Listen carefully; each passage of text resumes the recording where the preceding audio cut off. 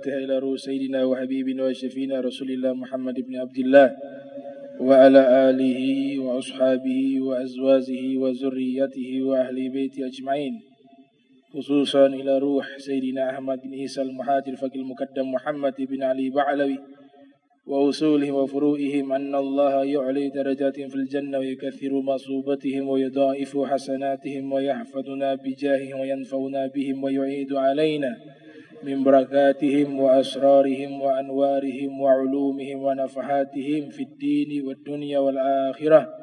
الفاتحة. بسم الله الرحمن الرحيم. الحمد لله رب العالمين الرحمن الرحيم مالك يوم الدين. إياك نعبد وإياك نستعين اهدنا الصراط المستقيم صراط الذين أنعمت عليهم غير المغضوب عليهم ولا الضالين آمين. Assalamualaikum warahmatullahi wabarakatuh. Alhamdulillahilladzi wa kafa thumma assalatu wassalamu ala nabiyil mustafa wa ala alihi wa sahbihi ahli sidiki wal wafa. Wa ba'du, subhanaka la ilma lana illa ma 'allamtana innaka antal alimul hakim.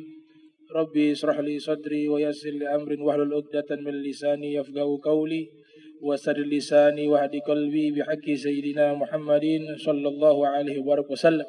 Ya man huwa fi 'uluwihi kain, ya man huwa fi fi'li hamid, ya man huwa fi majdihi matin. Allahumma akrimna binuril fahmi wa akhrijna min zulumatil wahmi warzuqna fahman nabiyyin wa hifdzal mursalin wa ilhama malaikatil muqarrabin.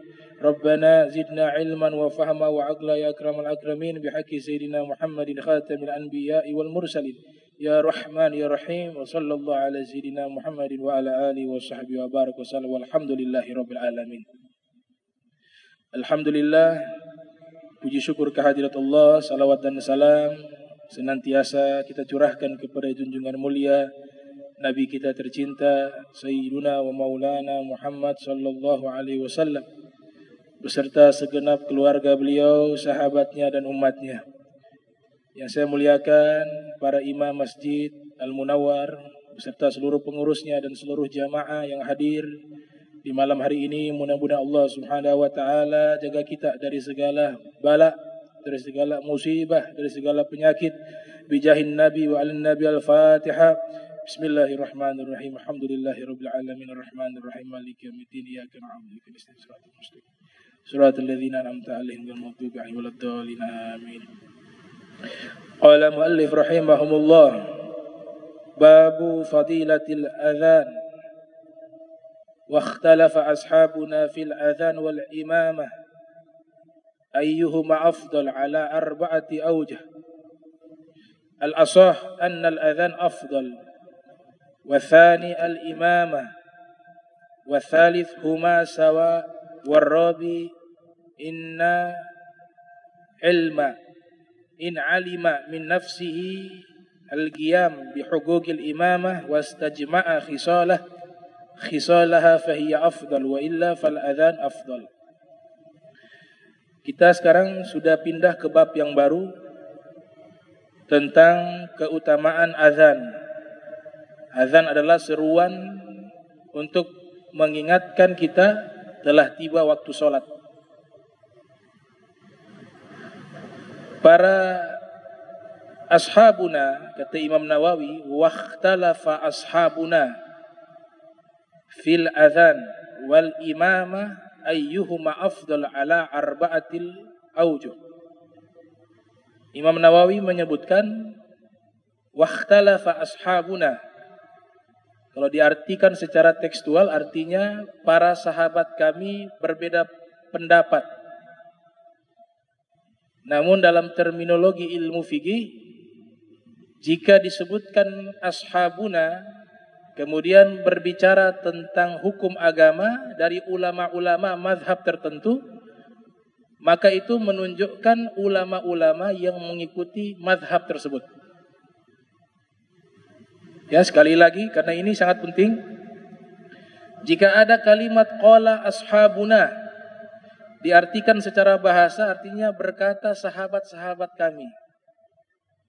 Namun dalam terminologi ilmu fikih, jika dibahas tentang satu masalah hukum dan ulama yang mengarang kitab tersebut adalah ulama yang bermazhab dalam mazhab tertentu, maka yang dimaksud adalah ulama-ulama yang semazhab dengannya. Seperti pernyataan Imam Nawawi. Imam Nawawi sebagaimana kita ketahui, beliau bermazhab Syafi'i. Karena beliau mengarang beberapa karya ilmiah tentang fikih Syafi'i. Seluruh kitab fikih beliau membahas tentang fikih Syafi'i.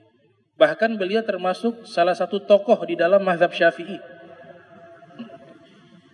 Maka ketika kalimat ashabuna di sini yang dimaksud para ulama bermazhab Syafi'i, mereka berbeda pendapat. Misal kalau yang berbicara Syekh Ibnu Qudamah Al-Hambali, seandainya di kitab beliau mengatakan qala ashabuna, itu artinya ulama-ulama bermazhab Hambali. Kemudian Ibnu Qasim Al-Misri, mazhabnya Maliki. Seandainya di kitab beliau mengatakan qala ashabuna, artinya berkata para ulama mazhab Maliki, dan seterusnya. Nah, di dalam kita memahami satu mazhab itu tidak mudah.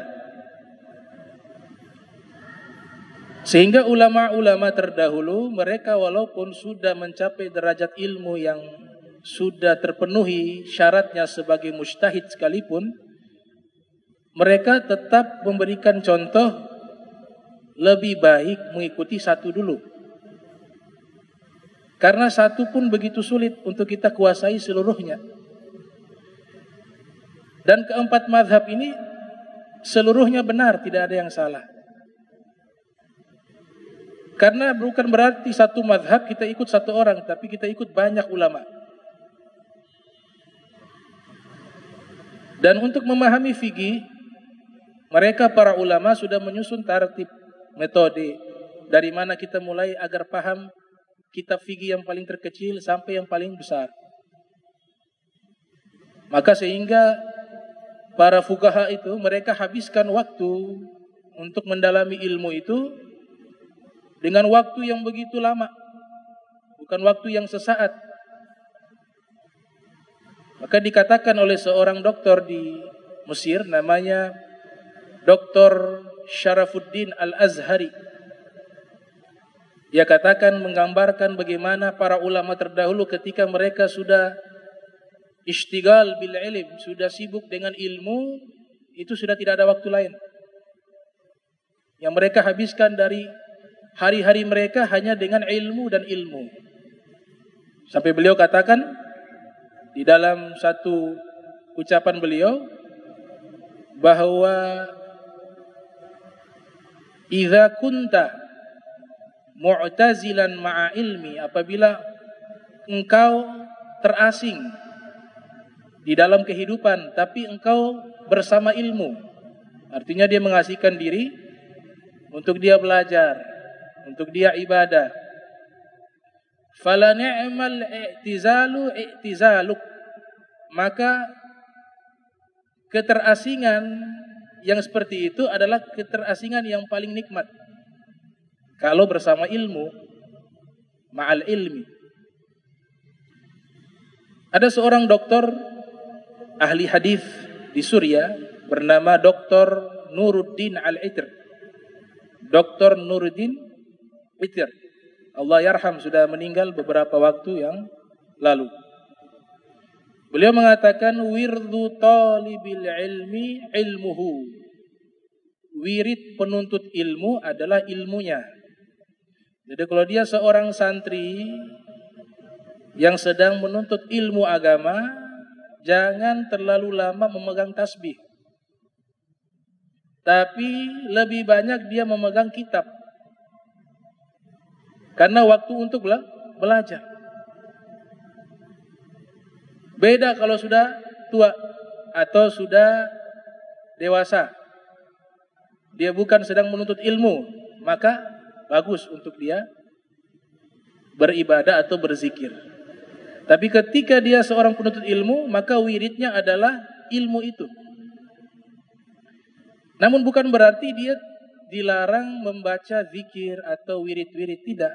Karena ini juga penting, nanti memberikan cahaya pada ilmu. Tapi yang dimaksud oleh beliau, ketika seorang itu dia sedang menuntut ilmu, maka prioritasnya adalah ilmu, bukan wirid, bukan zikir. Karena secara otomatis ketika seorang mengkaji ilmu agama, di situ sudah ada pahala zikir.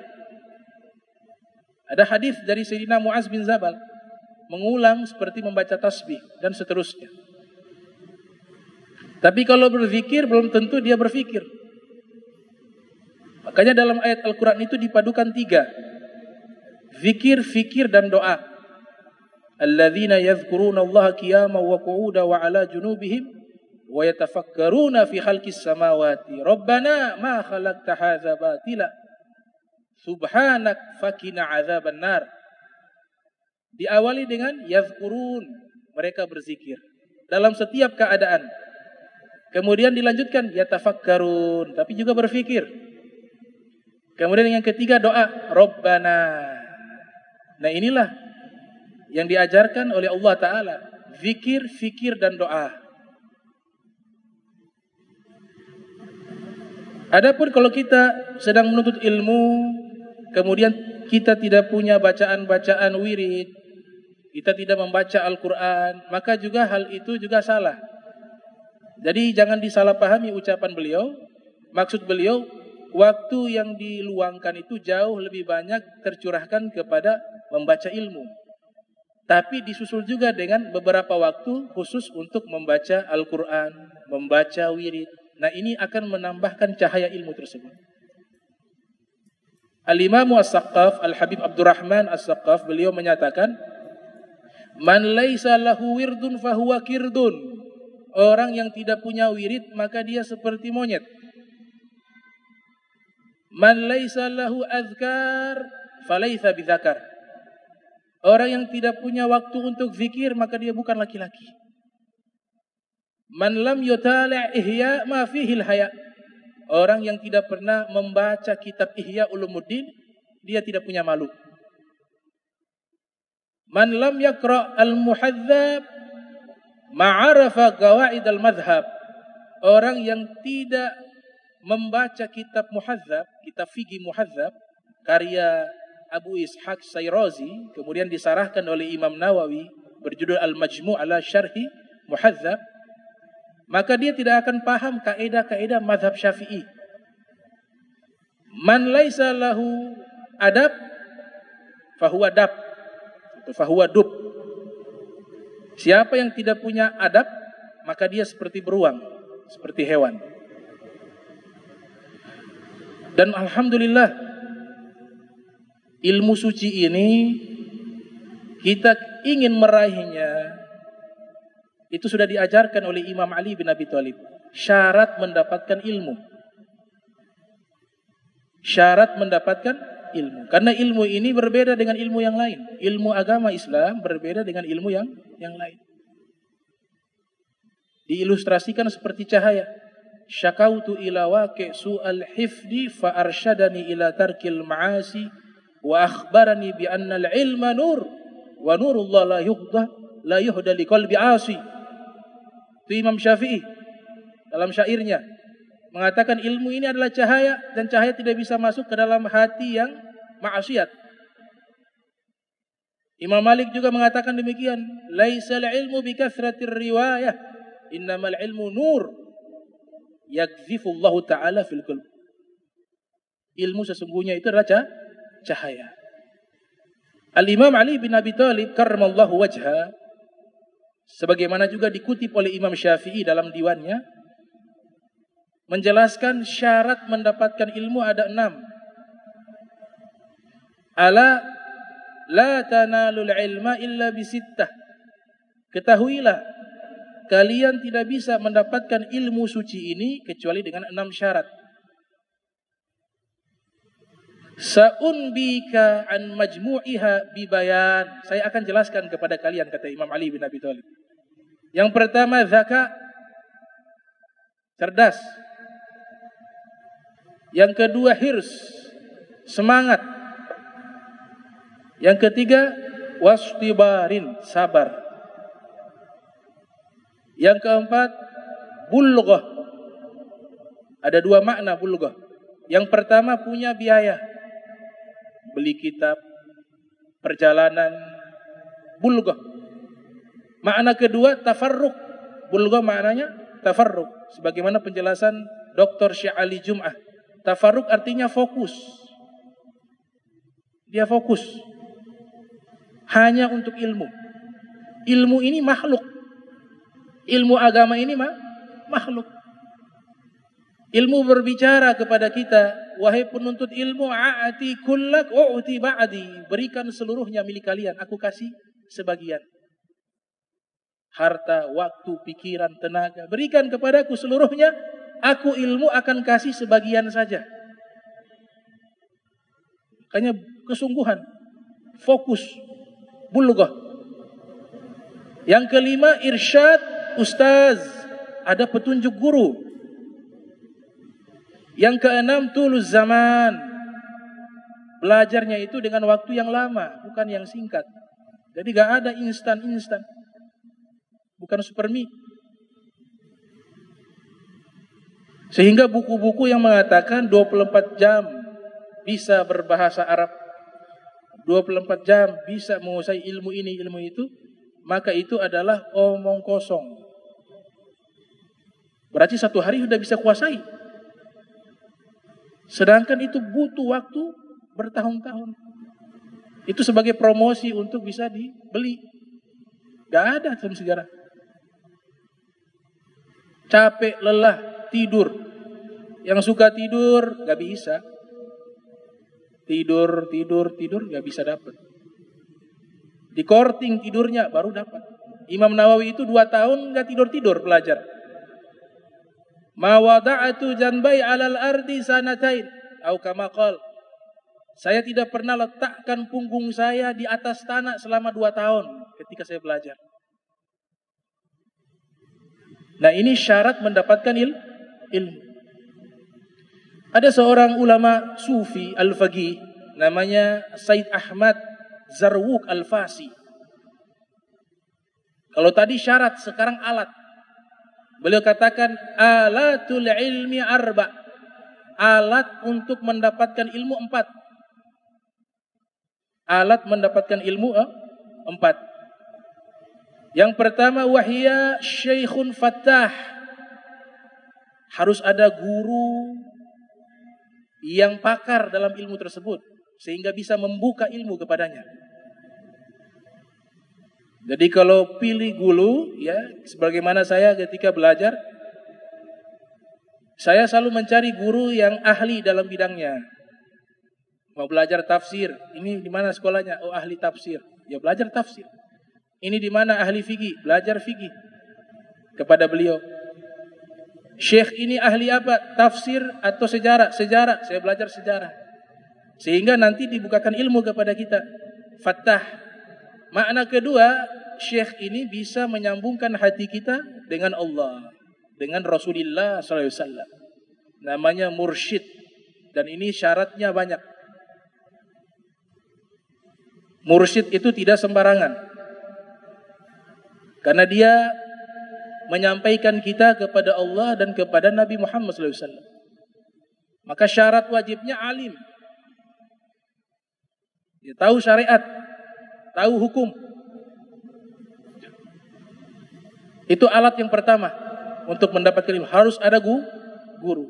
Sehingga ada pepatah mengatakan, man la syaikha lahu fasyaitanu syaikhuh. Orang yang belajar tidak punya guru, maka gurunya syaitan. Akhirnya apa? Jadi ngaco. Jadi rusak ini agama. Kemudian nanti ujung-ujungnya manfaatkan orang. Dia gunakan agama mencari dunia. Dia peras orang. Ini tongkat sakti. Saya dapat dari Sunan Gunung Jati. Saya jual. Ini harganya sekian. Bohong. kadzab. Ya, hati-hati. Makanya disebutkan, kalau tidak punya guru, setan yang ganggu dia, setan yang ajarin. Ini, dengan ini kau dapat uang banyak. Dengan ini kau bisa bohongin orang. Dengan ini dan seterusnya. Itu yang mengatakan Imam Ghazali, bukan saya. Al-Imam Ghazali dalam kitabnya disarahkan oleh Syekh Muhammad Murtada Az-Zabidi, Syarah Ihya Ulumuddin, berjudul Ithaf Sadatil Muttaqin. Beliau menjelaskan dalam kitab tersebut. Jadi alat pertama harus ada Syekhun Fattah, harus ada guru Fattah yang bisa membuka ilmu kepadanya. Yang kedua, ya, Syekhun Fattah. Yang kedua itu adalah aklun rajah. Makna aklun rajah ini diartikan secara tekstual akalnya unggul. Tapi diterjemahkan oleh para ulama, dia punya keteguhan dan suka menganalisa, suka berpikir. Jadi kalau mau dapatkan ilmu harus banyak berpikir. Berpikir tentang ilmu. Bukan berpikir yang lain. Ini bagaimana ayat ini ya seperti ini. Bagaimana hadis ini maksudnya. Jadi harus ada muncul itu rasa penasaran untuk dia menganalisa setiap apa yang disampaikan oleh Nabi kita Muhammad SAW. Atau firman Allah Ta'ala. Tapi tetap lewat guru. Selesai belajar dari guru, ada yang bingung. Itu para ulama terdahulu, mereka biasa selesai belajar dari guru, mereka pulang ke rumah mengulang pelajaran, ada yang sampai 200 kali. Ada yang sampai 1000 kali. Jadi mengulang pelajaran yang sudah dipelajari, mereka pulang sampai 200 kali. Ada yang sampai ribuan kali. Biar apa? Biar dia nempel di kepala. Dan biar paham. Makanya metode yang diajarkan di dalam isyarat Al-Quran, pertama qiraah, baca. Baca. Ketika sudah baca, makanya wahyu pertama iqra. Bacalah. Karena itu metode pertama untuk mendapatkan ilmu, baca. Yang kedua, tafahum. Bukan hanya baca, tapi juga usaha untuk faham. Rabbi zidni ilma warzuqni fahma. Kalau sudah paham, tahaffuz, hafal. Inna nahnu nadzalna dzikra wa inna lahu lahafidh. Sudah hafal, takrir, diulang-ulang. Sudah nempel, tatbik, diamalkan. Kalau sudah seperti ini, Allah kasih ilmu yang tidak kita pelajari. Man alima wa amila wa allama awratha ilma ma lam ya'lam. Siapa yang tahu satu ilmu, kemudian dia amalkan ilmu tersebut dan dia ajarkan kepada manusia, maka Allah akan wariskan padanya ilmu yang tidak pernah ia ketahui. Namanya ilmu laduni. Ilmu laduni Allah sebutkan dalam Al-Quran. Nabi Khidir alaihissalam. Nah ini yang kedua. Alat mendapatkan ilmu yang kedua adalah aklun rajah. Yang ketiga, kutubun sihah. Harus punya kitab. Kitab 2 biji mau jadi orang alim. Kitab 1 dibaca. Itu dari dulu. Kalau khutbah ya buku itu sudah. Keliling kemana-mana ceramah, ngajar, itu namanya kaslan, malas. Harus banyak kitab. Kemudian kitab yang dimiliki tidak sembarangan kitab.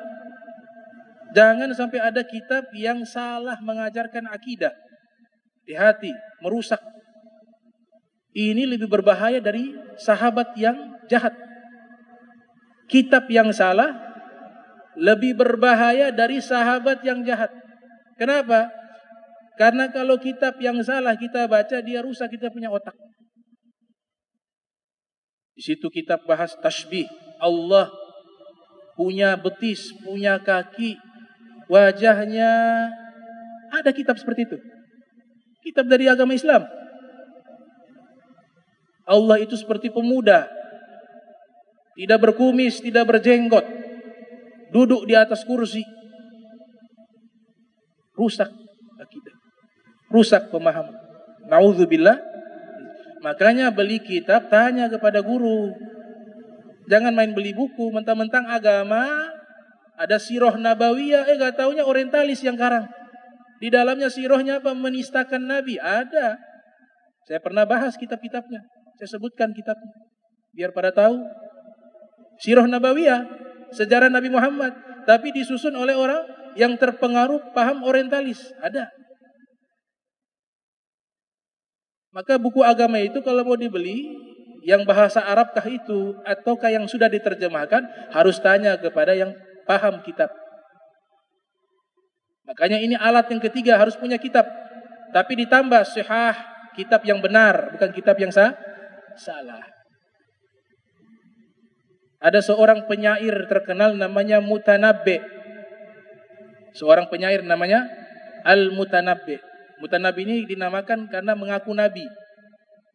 Dia di akhir hayatnya mengaku sebagai seorang nabi. Namanya Al-Mutanabbi. Tapi sebelum dia mengaku sebagai seorang nabi, ada syairnya yang populer. Mungkin semua kita hafal. Itu syairnya Al-Mutanabbi. Khairu jalisin fi zamani kitab. Sebaik-baiknya sahabat, teman duduk di setiap zaman adalah kitab. Maka pilihlah kitab yang paling baik. Jangan sampai salah memiliki kitab. Kemudian yang keempat, mudawamah wa ilhah. Alat mendapatkan ilmu yang keempat, mudawamah. Tidak ada libur, rutin, setiap hari, setiap saat, setiap waktu. Belajar terus, belajar terus, belajar terus. Otak kita ini kayak pisau. Kalau mau kita punya hafalan kuat, bisa sekali baca, dua kali baca, hafal. Itu caranya adalah setiap hari harus menghafal. Awalnya sedikit-sedikit, ditingkatkan lagi, nanti 1 lembar 1 hari. Nanti dia sudah tajam, 2 lembar. Karena akal, al-aqlu kasayf wa kasikin. Akal ini seperti pedang ataupun pisau. Kalau setiap hari diasah, dia tajam. Tapi kalau dibiarkan dengan waktu yang lama, dia karatan. Makanya ini diasah, dia tajam. Sudah tajam, hafalan cepat. Pemahaman juga cepat. Makanya ini yang keempat alatnya, mudawamah wa ilhah. Rutin terus belajar dan selalu menuntut, tidak pernah puas. Tidak pernah merasa berhenti. Kita sampai kapan berhenti belajar? Di dalam konsep Islam sampai mati baru berhenti belajar. Utlubul ilma minal mahdi ila lahdi. Imam Ahmad bin Hanbal yang sudah hafal 1 juta hadis, 1 juta hadis dihafal. Beliau mengatakan, ana atlubul ilma hatta adkhulal qabra. Saya akan senantiasa belajar terus sampai saya masuk ke dalam kuburan baru berhenti belajar. Itu Imam Ahmad bin Hanbal. Jadi cari. Bahkan di dalam Zubat dikatakan, kalau tidak ada guru, cari guru. Man lam yakun ya'lamu dha falyas'al, man lam yajid mu'alliman falyarhal. Kalau tidak tahu tentang satu masalah, jangan malu untuk bertanya kepada yang paham. Fas'alu ahla dzikri in kuntum la ta'lamun. Kalau tidak punya guru, berangkat cari guru. Falyarhal. Itu dalam kitab Zubat. Ibnu Ruslan mengisyaratkan. Di dalam kitab Siyaru A'lami Nubala, karya Al-Imam Al-Zahabi yang lahir 673 Hijriah, meninggal tahun 748 Hijriah, Al-Imam Zahabi mengutip ucapannya Asy-Sya'bi, seorang tabi'in bernama Asy-Sya'bi. Asy-Sya'bi mengatakan, "Lau anna rajulan safar min aqsa Syam ila aqsal Yaman liyasma'a hikmatan wahidatan ma ra'aitu safarahu dha'." Seandainya ada seseorang, dia berangkat untuk menuntut ilmu dari ujung Syam menuju ke ujung Yaman, jauh jarak tersebut, jalan kaki hanya untuk mendengarkan satu ilmu, satu kata hikmah, maka saya memandang perjalanannya itu tidak sia-sia. Bagaimana kalau dikasih banyak lebih dari 1 dari 2 detik? Nah, ini 4 alat untuk mendapatkan ilmu. Nah, sekarang ilmu yang kita pelajari, kita fokuskan kepada ilmu fikih Syafi'i. Ilmu fikih mazhab Syafi'i. Dan ilmu ini ilmu yang kita gunakan sehari-hari. Sehingga ada peribahasa mengatakan wal umru an tahsili kulli ilmin yaksur fabda minhu bil aham wa dzalikal fiqhu fa inna minhu ma la ginan fi kulli halin anhu. Umur kita kalau kita habiskan seluruhnya untuk mencari seluruh ilmu, umur tidak cukup. Ilmunya belum habis, kita sudah meninggal. Gak cukup. Maka carilah ilmu yang menurut kita paling urgen, paling penting. Di antara ilmu yang paling urgen, paling penting adalah ilmu fikih, ilmu ibadah.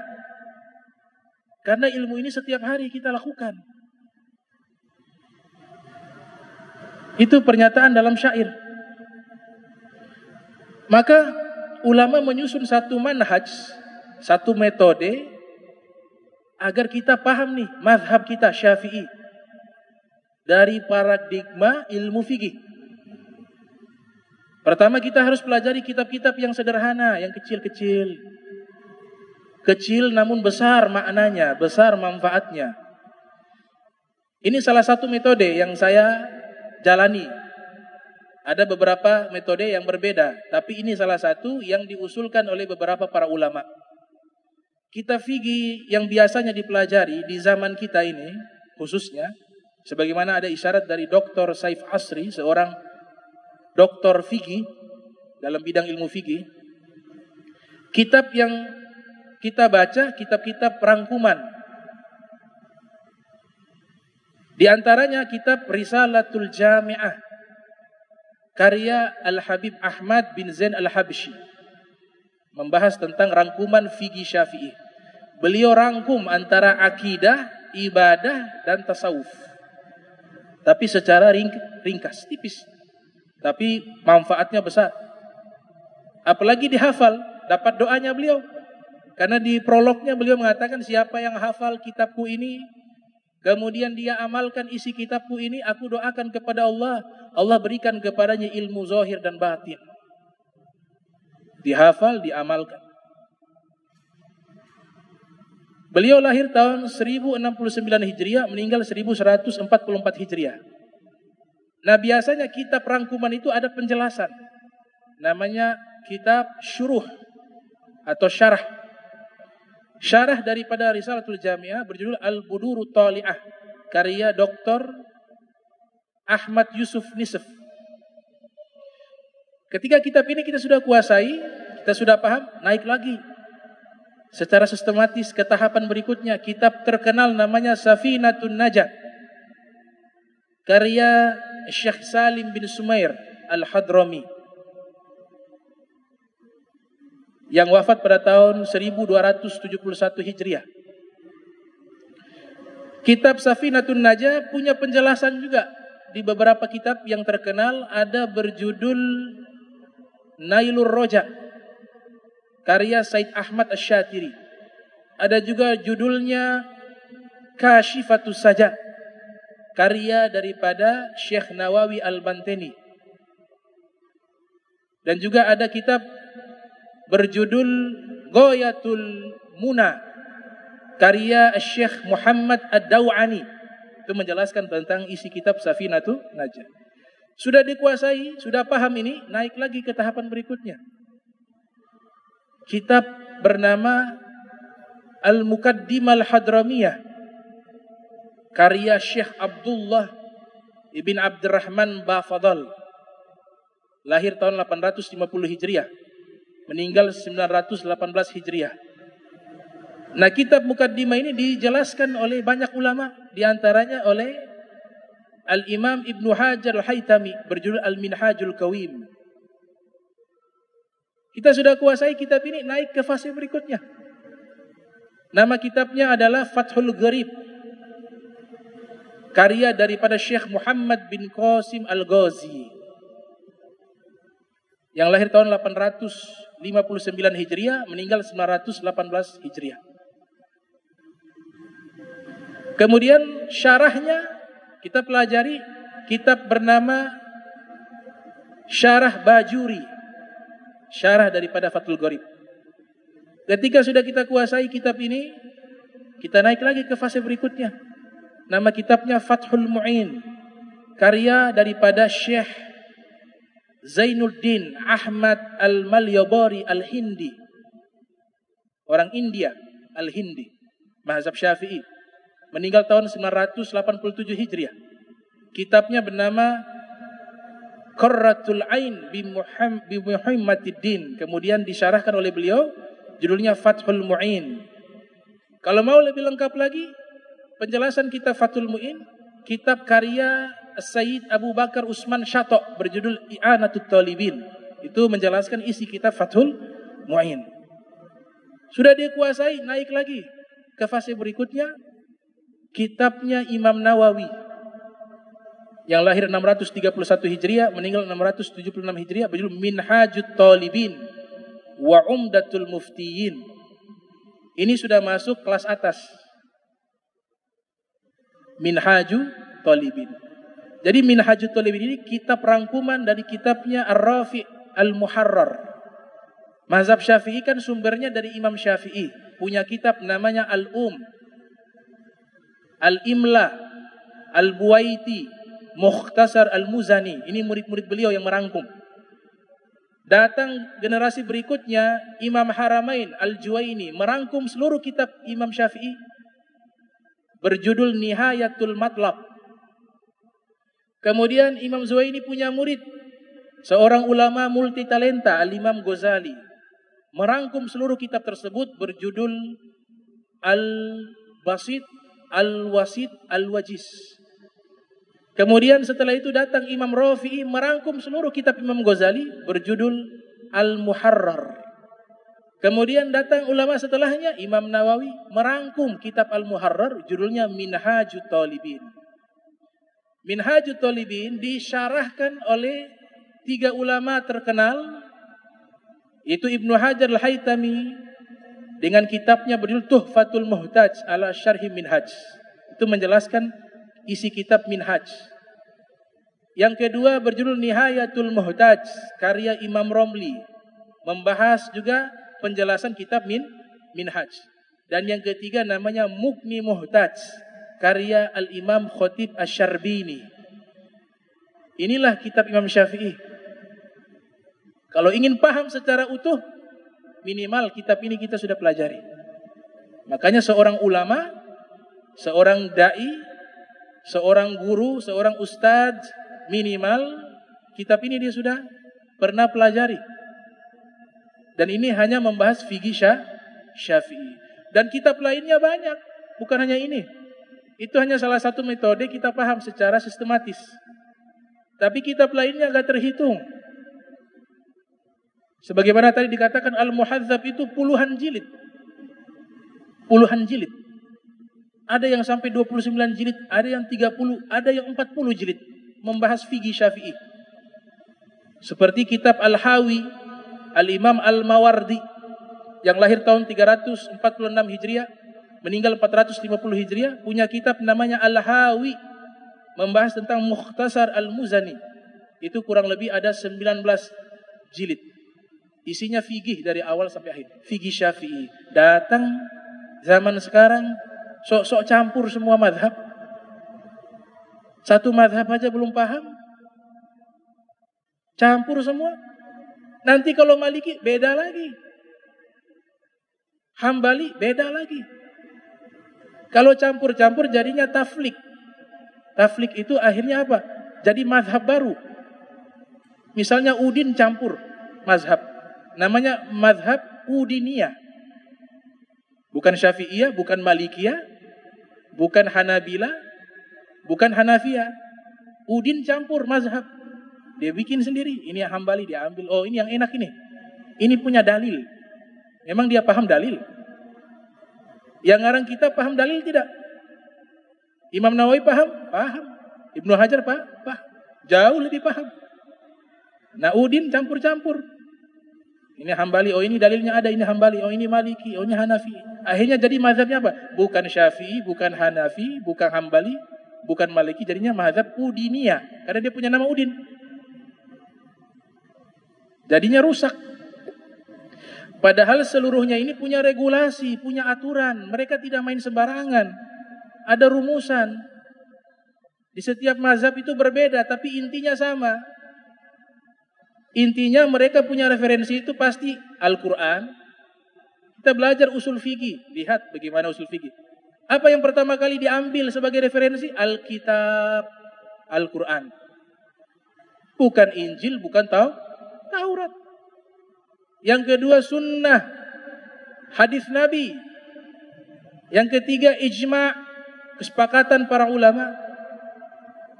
Sebagian mazhab kesepakatan para sahabat. Sebagian mazhab aqwal ahlil Madinah atau a'mal ahlil Madinah, amalan penduduk Madinah di zaman tersebut tidak dijadikan referensi. Mazhab Maliki. Tapi kesimpulannya sama. Referensi mereka tidak keluar dari Al-Quran, sunnah, ijma', qiyas. Ijma' dan qiyas itu juga perintah Al-Quran, bukan karangan mereka. Ijma' perintah Al-Quran dan perintah hadis Nabi. Wa may yabtaghi ghaira sabil, kalau tidak ikuti jalan mereka, maka Allah akan tempatkan ke tempat yang hina, tempat yang buruk. Itu dalam Al-Quran. Ulama tafsir mengatakan maknanya mengikuti jalan para ulama. Nabi juga bilang, la tajtami'u ummati ala dolalah abadah. Tidak mungkin umatku bersepakat di atas kesesatan. Makna umatku di sini para ulama, bukan kita. Idza ra'aitum ikhtilafan katsiran fa'alaikum bisawatil a'zam. Kalau kalian lihat banyak nih perbedaan pendapat, ada yang model-model baru, ikut cari ulama yang paling banyak ikut, itu selamat. Qiyas juga Al-Quran. Ya ayyuhalladzina amanu ati'ullah wa ati'ur rasul wa ulil amri minkum. Fa in tanaza'tum fi syai'in farudduhu ilallah wa rasul. Kalau ada masalah yang tidak ada dalam Al-Quran dan hadis, kembalikan lagi kepada Al-Quran dan hadis. Maknanya apa? Cari komparasi, perbandingan, qiyas. Innal miqyas, kata Imam Ali bin Abi, la yu'raful miqyas illa inda dzawil albab. Yang tahu qiyas orang-orang yang berakal, para ulama yang ahli dalam bidangnya. Jadi inilah kitab-kitab mazhab Syafi'i yang perlu kita ketahui. Kalau memang tidak bisa semua, minimal itu. Minimal yang paling orang awam. Kalau tadi ibaratnya sudah jadi ustadz, sudah da'i. Tapi kalau awam minimal 3 kitab. Yaitu Safinatun Najah dengan syarahnya yang sudah saya sebutkan tadi, dan Muqaddimal Hadramiyah dan Fathul Qorib. 3 itu minimal. Dan ini alhamdulillah sudah ada terjemahannya. Terjemahan bahasa Indonesianya ada. Tapi ada baiknya tadi, karena fikih juga ini kadang-kadang sulit untuk dipahami. Kalau tidak paham, tulis, datang ke rumah, tanya. Atau kalau yang ikut di majelis saya bisa untuk bertanya. Jangan malu bertanya, tapi kabarkan via WA dan seterusnya. Ya, mudah-mudahan dengan ilmu ini bisa bermanfaat, bisa membuat kita dekat dengan Allah, dan kita beribadah dengan ibadah yang diinginkan oleh Allah, yang disampaikan oleh Nabi kita Muhammad sallallahu alaihi wasallam. Allahumma jam'ana hadza jam'an marhuma wa tafarraqna min ba'di tafarraqa ma'suma wa la tajal minna wa la minna syaqiyya wa la mahruma. Allahumma nazzih qulubana 'anit ta'alluqi biman dunak waj'alna min qaumin tuhibbuhum wa yuhibbunak. Subhanaka bihamdika asyhadu an la ilaha illa anta astaghfiruka wa atubu ilaik. Wa sallallahu alaihi Muhammadin wa ala alihi wa sahbihi wa barak wa sallam wa lafu minkum. Wassalamu alaikum warahmatullahi wabarakatuh.